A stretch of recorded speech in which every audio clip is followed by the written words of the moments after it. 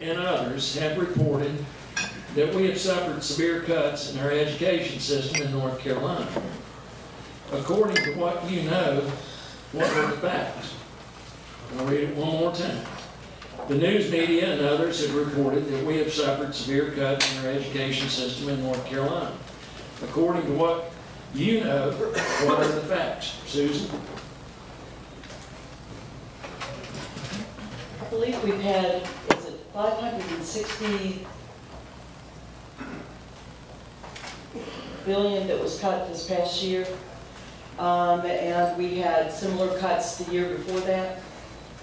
I can tell you from talking to teachers that they are feeling embattled, that they are having to work with a lot more kids in the classroom than they have supplies, that we have cut out any money for new supplies, meaning new textbooks.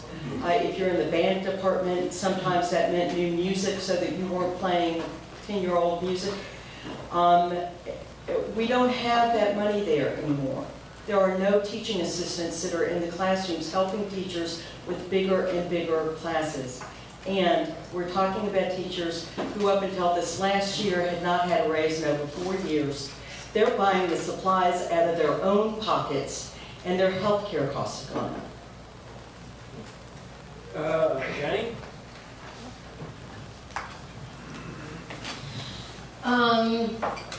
As I've been traveling around the district, I've been talking to teachers a lot, talking to parents a lot.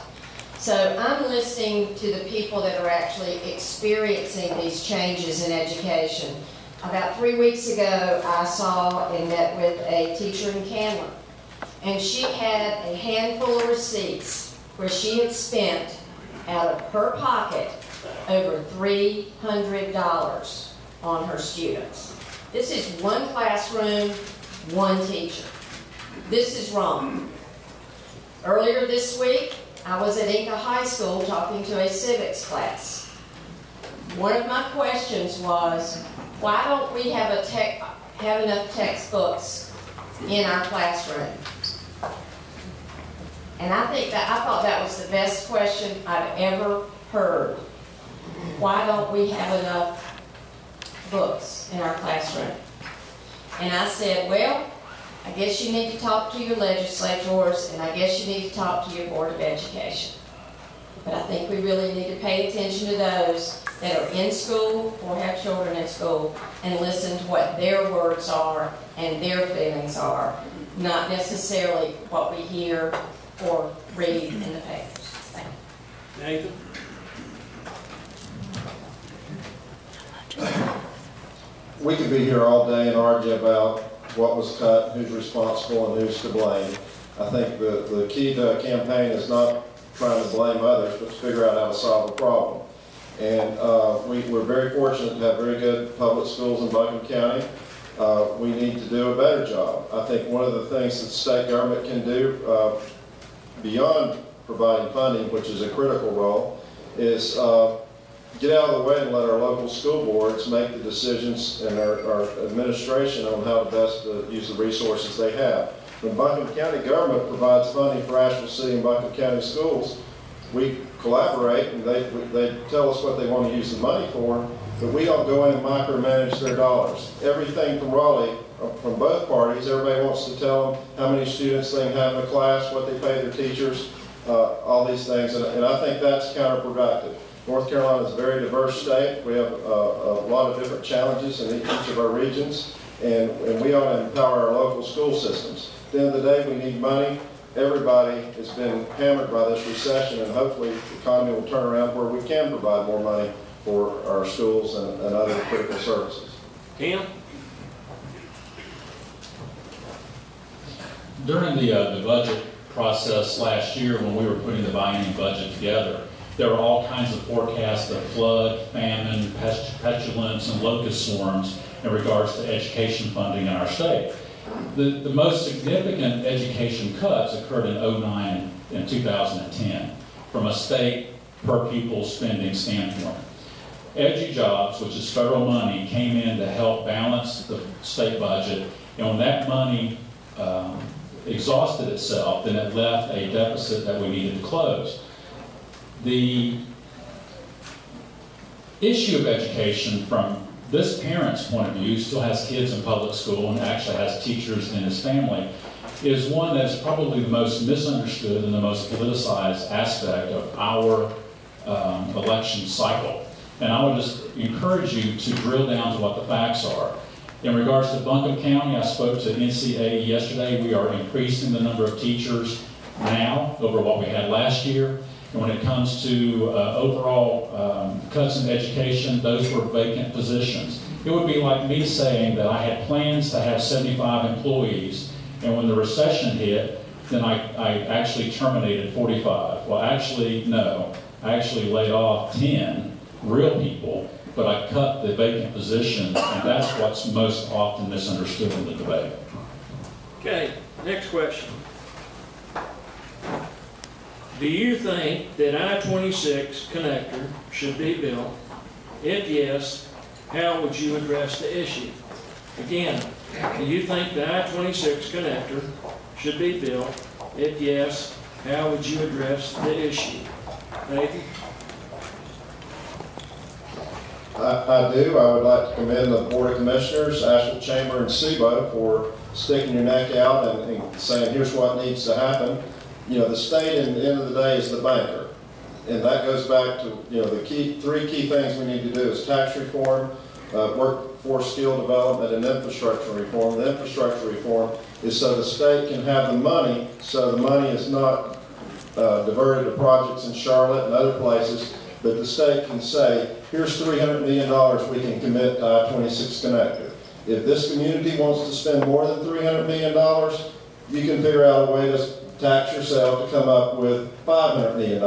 I don't care. That's a community, a local decision that this community needs to make a decision on. But if we don't have some far-sighted leaders at our local and state level, you know, Bowcatcher Cut would have never been built. I was here when you had to wait in traffic on Tunnel Road. They cut a mountain in two. Over here we're talking about building a road where a road is. It should have been done a long time ago, and it's an indication of why we're in the shape we're in. Okay. Susan? I think it's desperately needed. Unfortunately, anytime you're going through that non-connector that we have, it's sort of like risking life and limb just to get from one section of 26 to another. Because it's a horrible, horrible way that everything kind of meshes together and then tries to split apart at the other end. We've had money. Since I moved here, that connector has been under discussion and debate and argument. And we lost some money that we had to build it. And it was because we're so busy haggling that we couldn't get it done. And I think it's time for us to get it done, because if we're going to build businesses here, they've got to have the same way of getting on 26 to go to the various different places, whether it's Tennessee down to Georgia or wherever. And until we build that, we're going to continue to have wrecks, constant stoppages, and other nightmares that happen every time you go across the bridge. Okay. Okay, I think a lot of you in this room have heard of the Transportation Improvement Program, TIP. And at one point, as Susan said earlier, this 26 connector was on that program. But for various reasons, many of them involve some non-agreements with citizens here, with leaders here. I-26 has not been completed.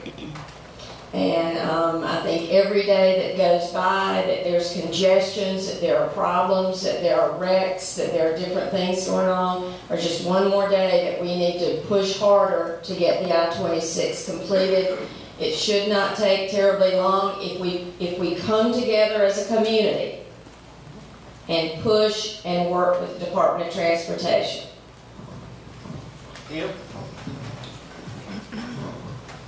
I agree with what Nathan said, and what I'd like to add to it is that there's a political element to this. Until you establish credibility and capacity in the General Assembly where you can position yourself to actually be in a position to make those decisions come your way, then we're always going to lose out to Charlotte, and we're always going to lose out to Wake County. This is when it comes to DOT funding, especially on big ticket items, this is all positioning yourself in the General Assembly to where you have the right position on the right committee at the right time where you can advocate it. So regardless of anything else, if you're not a chair of DOT appropriations to where you can force the interests of those of us in West North Carolina in the budgeting process, then it's going to be very difficult to get something like that done.